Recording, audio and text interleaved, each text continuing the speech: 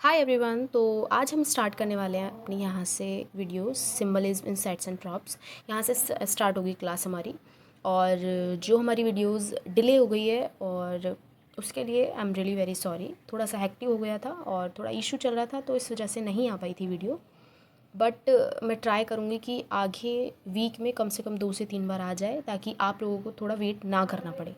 ठीक है, तो यहाँ से स्टार्ट करते हैं। Symbolism in sets and props, ये है, इसका मीन्स है सेट्स और प्रॉप्स में सिंबलिज्म मतलब प्रतीकवाद। Props can be a very powerful tool of symbolism.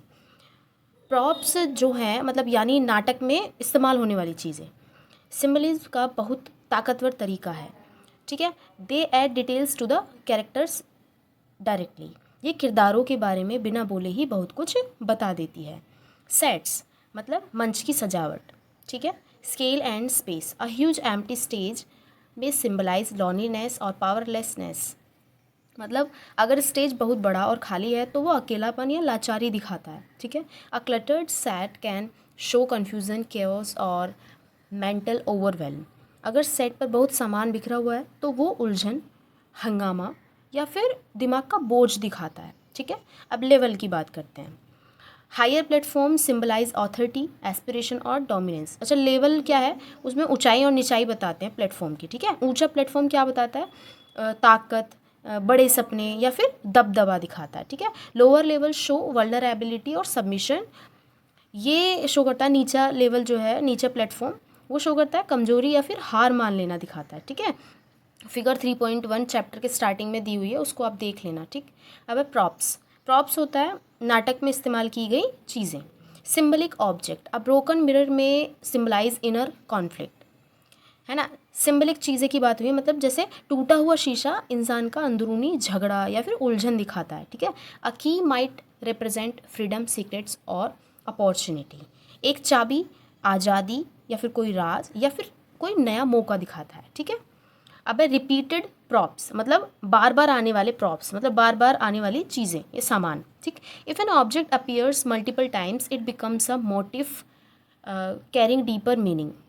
अगर कोई चीज़ बार बार दिखाई जाए तो उसका मतलब गहरा हो जाता है, उसे मोटिव बोलते हैं। ठीक है, अब है मेटाफोरिकल यूज़, मतलब मेटाफर की तरह इस्तेमाल। Props can stand in for emotions, an empty chair representing loss, a rope representing connection और कॉन्स्टेंट। प्रॉप्स भावनाएं भी दिखा सकते हैं, मतलब जो भावनाएं होती हैं वो भी दिखा सकते हैं, इमोशंस भी दिखा सकते हैं। जैसे खाली कुर्सी है तो किसी का चला जाना या फिर किसी की कमी शो करता है। रस्सी है, रस्सी है जैसे वो जुड़ाव या फिर कोई बंधन, मतलब कनेक्शन शो करता है। ठीक है, एग्जाम्पल, एग्जाम्पल की बात करते हैं। A character walks into a store bare handed and comes out wearing a luxurious looking watch. इसमें क्या है कि मान लो एक किरदार दुकान में खाली हाथ गया और महंगी घड़ी पहनकर बाहर आया। ठीक है, now the watch has become a symbol of power and status. अब वो घड़ी ताकत और स्टेटस का सिंबल बन गई है।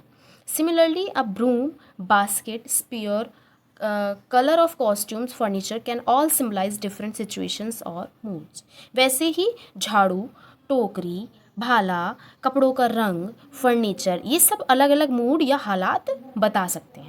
ठीक है, अब है सीन वर्क। एक ये सीन वर्क है। Make a simple drawing in your journal to show how the scene is on the stage. अपनी कॉपी में स्टेज का एक सिंपल नक्शा बनाओ और दिखाओ where are the characters sitting based on their importance in the scene. किरदार कहाँ बैठे हैं, जो ज़्यादा ज़रूरी है वो कहाँ बैठेगा। ठीक है, अब है आगे, मतलब एक आसान भाषा में बताऊँ तो आप लोगों को, नाटक में जो चीज़ें और सेट दिखते हैं वो सिर्फ सजावट नहीं होती, उनका छुपा हुआ मतलब होता है। खाली कुर्सी देखकर हमें दुख का एहसास हो जाता है ना, बिना बोले ही, है ना, बिना बोले ही पता चल जाता है। तो वैसे ही अब हम आगे पढ़ते हैं।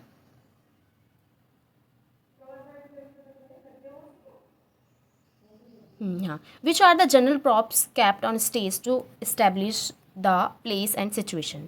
स्टेज पर जगह और माहौल बताने के लिए कौन से आम प्रॉप्स रखे जाते हैं।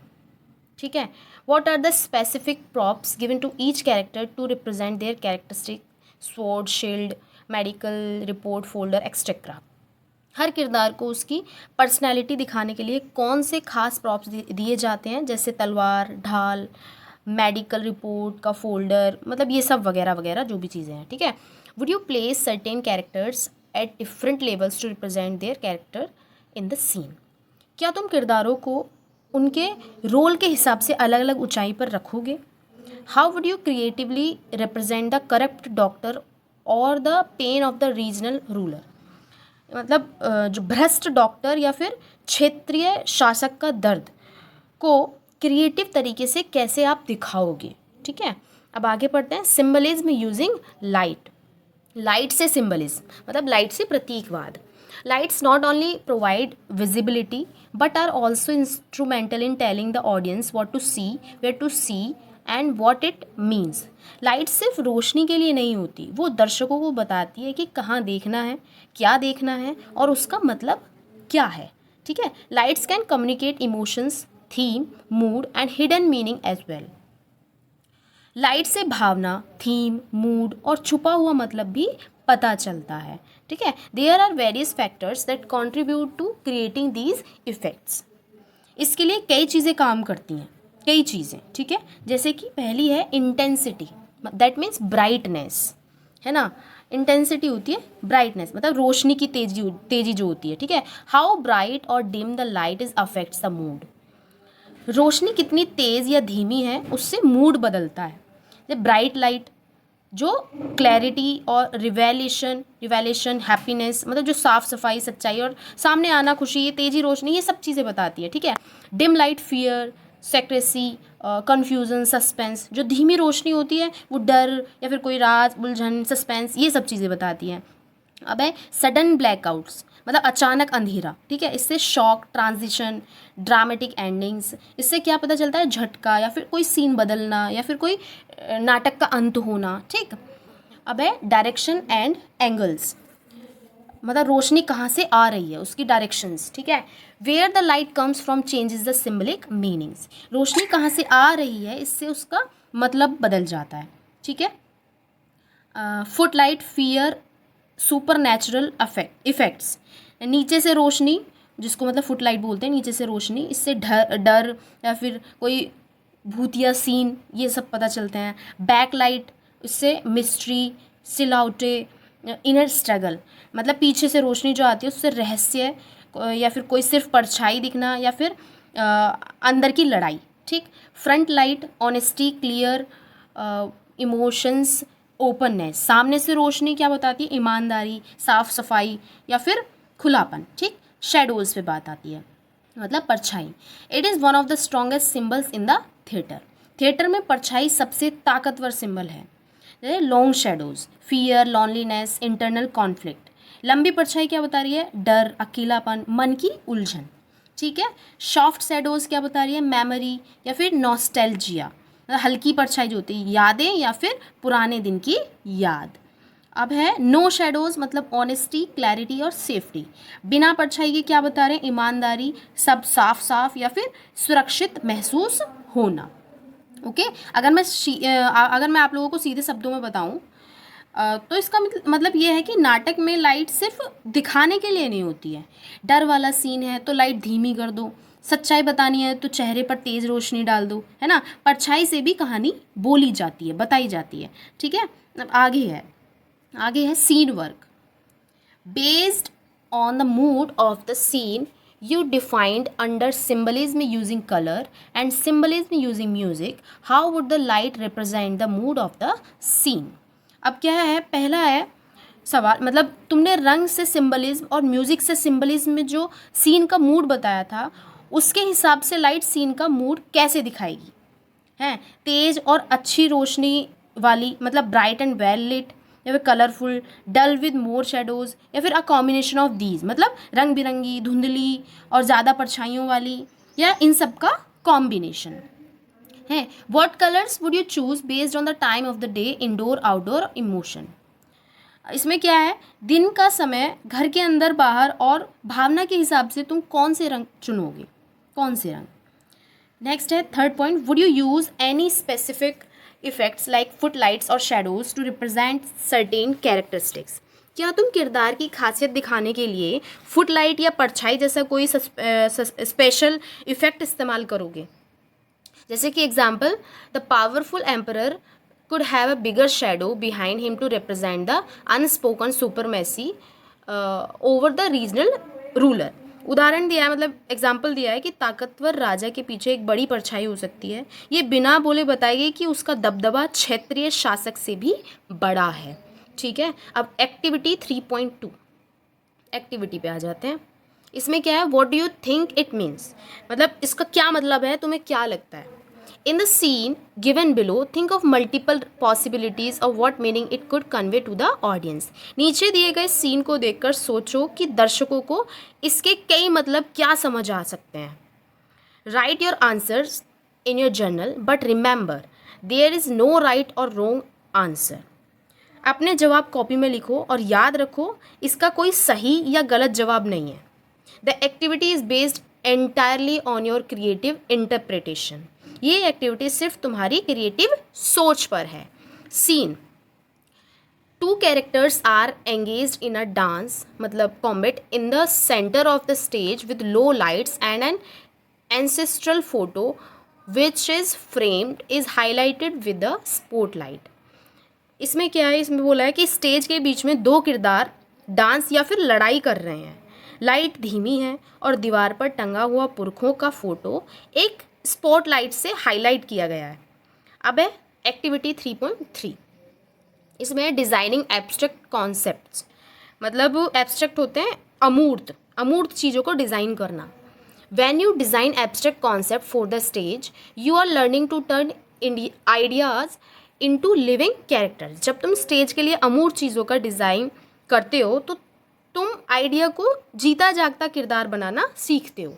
You will explore how to give form to emotions and forces like stress, hope, pollution, time और technology. तुम समझोगे कि तनाव, उम्मीद, प्रदूषण, समय या टेक्नोलॉजी जैसी भावनाओं और ताकतों को रूप कैसे देते हैं। Through costume, makeup, props, movement and use of space, you can transform invisible ideas into powerful stage presence. Costume, makeup, props, movement और जगह के इस्तेमाल से तुम दिखने वाले आइडियाज़ को स्टेज पर ताकतवर बना सकते हो। ठीक है, नेक्स्ट है design costume, props and makeup for this character. अब आपको क्या करना है, इन किरदारों के लिए कॉस्ट्यूम और प्रॉप्स और मेकअप डिज़ाइन करो। ठीक है, an AI based robot that is concern about the environment and intents to tell people to reduce the use of plastic. एक AI वाला रोबोट जिसे पर्यावरण की चिंता है और वो लोगों को प्लास्टिक का इस्तेमाल कम करने के लिए कहना चाहता है। ठीक है, नेक्स्ट है a book that can talk wants to tell people about the actual problems of youth and their over dependence on gadgets. एक बोलने वाली किताब जो युवाओं की असली समस्याओं और गैजेट्स पर उनकी ज़्यादा निर्भरता के बारे में लोगों को बताना चाहती है। तो ये आपकी एक्टिविटी है। अब आगे क्या है, डिस्कशन सर्कल। अच्छा, पहले हम इसको थोड़ा सा और समझा देती हूँ मैं आप लोगों को। इसमें क्या है कि थिएटर में लाइट, रंग और परछाई से ही आधी कहानी बता देते हैं। ठीक है, थिएटर में इन चीज़ों से बहुत चीज़ें पता चल जाती है, आधी कहानी पता चल जाती है। और एक्टिविटी वाले सवालों का जवाब तुम्हें खुद अपनी सोच से देना है। ज़रूरी देखो, आपको किसी की हेल्प नहीं लेनी, आपने कितना पढ़ा, कितना सोचा, खुद से देना है इसका आंसर। ठीक है, ये सब चीज़ें एक्टिविटीज़ आपको खुद करनी है। एटलीस्ट आपको पता चलेगा कि हाँ भाई हम कितना कर सकते हैं। आगे बढ़ते हैं हम, discussion circle. If a single colour could describe your mood today, which colour would it be and why. अगर एक रंग से तुम्हें आज का मूड बताना हो तो कौन सा रंग होगा और क्यों। ये आपका डिस्कशन सर्कल है, तो आपको डिस्कस करना है। आप सोचो और उसका जवाब खुद से दो। Imagine a doorway on stage, what could it symbolise besides entering and exiting. सोचो स्टेज पर एक दरवाज़ा है, अंदर बाहर जाने के अलावा वो और क्या दर्शा सकता है। विच सिंबल और metaphor from this chapter are you most excited to try in your own performance. इस चैप्टर का कौन सा सिंबल या फिर मेटाफर तुम अपने नाटक में इस्तेमाल करने के लिए सबसे ज़्यादा एक्साइटेड हो। Which if you had to choose one object from your school bag to use as a symbol on stage, what would it represent. अगर तुम्हें अपने स्कूल बैग से एक चीज़ चुनकर स्टेज पर सिंबल के तौर पर इस्तेमाल कर रही हो तो वो क्या होगी और क्या दर्शाएगी। आगे है, is a symbol always obvious to every one, can two people interpret the same symbol differently, share an example. क्या कोई सिंबल सबको एक जैसा ही समझ आता है। क्या दो लोग एक ही सिंबल का अलग अलग मतलब निकाल सकते हैं।